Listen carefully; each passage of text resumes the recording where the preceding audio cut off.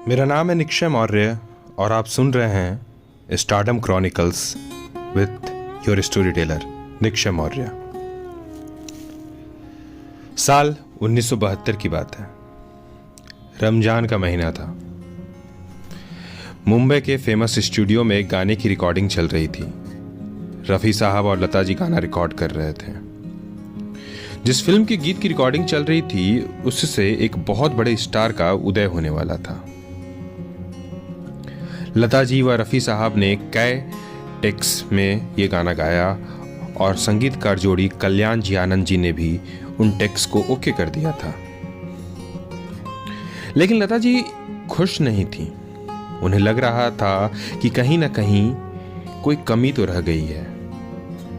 उन्हें अपने गायन में कुछ और इम्प्रूवमेंट की गुंजाइश नजर आ रही थी। लता जी ने कल्याण जी आनंद जी से एक और टेक लेने को कहा। वो मान गए।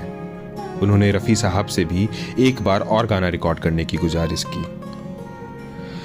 रफ़ी साहब का रोजा था। जाहिर है उस दिन उन्होंने कुछ भी खाया पिया नहीं था। उनका गला पूरी तरह से सूख चुका था। रोजा खत्म होने में 1 घंटा ही बचा था। वो जल्द से जल्द घर जाना चाहते थे, इसलिए वो दोबारा गाने के मूड में बिल्कुल भी नहीं थे।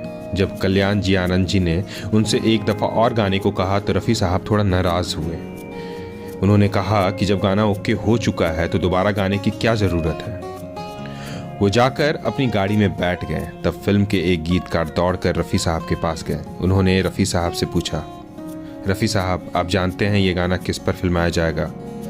रफ़ी साहब ने कहा इरिटेट होकर, क्या दिलीप कुमार पर पिक्चराइज्ड होगा ये गाना?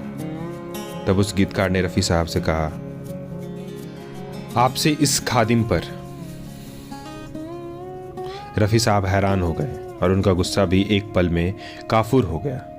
उन्होंने गीतकार से कहा, अरे तूने मुझे पहले क्यों नहीं बताया? चल फटाफट कर स्टूडियो में चल।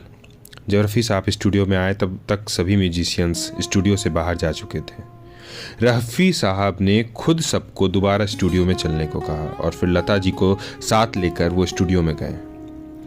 उन्होंने 2 टेक में गाना रिकॉर्ड किया और इस दफ़ा उन्होंने अपनी आवाज़ कुछ इस तरह से मॉड्यूल की कि वो उस गीतकार पर एकदम फिट लगे। वो गीत था जंजीर फिल्म का, दीवाने हैं दीवानों को न घर चाहिए न दर चाहिए, मोहब्बत भरी एक नज़र चाहिए। और फिल्म थी जंजीर। वो जंजीर जिसने हिंदी सिनेमा को अमिताभ बच्चन नाम का स्टार ऑफ द मिलेनियम दिया। और वो गीतकार जिसकी गुजारिश पर रफ़ी साहब ने दोबारा वो गीत रिकॉर्ड किया था वो थे गुलशन बावरा। गुलशन बावरा ने ही जंजीर फिल्म का कालजयी गीत यारी है ईमान मेरा यार मेरी जिंदगी लिखा था।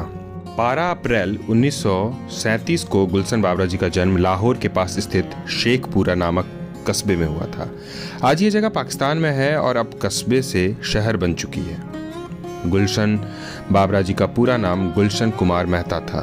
तो ये गुलशन कुमार मेहता के गुलशन बावरा कैसे बने, ये किस्सा भी दिलचस्प है, आपको पसंद आएगा।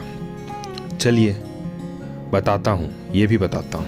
साल 1959 में आई चंद्रसेना वो पहली फिल्म थी जिसमें कल्याण जी आनंद जी वाले कल्याण जी ने गुलशन जी को बतौर गीतकार पहला ब्रेक दिया था।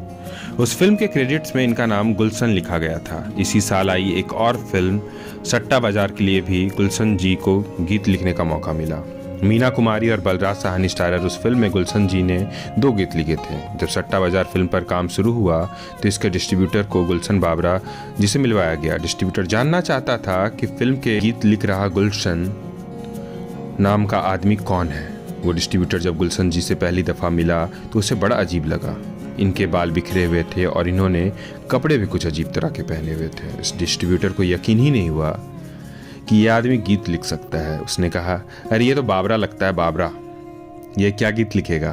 बस मिल गया गुलशन के नाम को बाबरा और ये हो गया गुलशन बावरा। गुलशन बावरा जी गीतकार होने के साथ साथ बहुत अच्छे एक्टर भी थे। उन्होंने कई फिल्मों में चरित्र किरदार निभाए थे। गुलशन जी की कहानी में बताने के लिए अभी तो बहुत कुछ है, लेकिन वो सब फिर कभी। ऐसे ही अनजानकारी के लिए सुनते रहिए stardom chronicles with Nikshay Maurya. ऐसी जानकारी यहाँ आती रहती है, हम सुनाते रहते हैं। आपको अच्छा लगे तो लाइक करें, शेयर करें, सब्सक्राइब करें। हमारा कमेंट बॉक्स खुला है। आप कभी भी कुछ भी कहना चाहते हैं तो कह सकते हैं। धन्यवाद।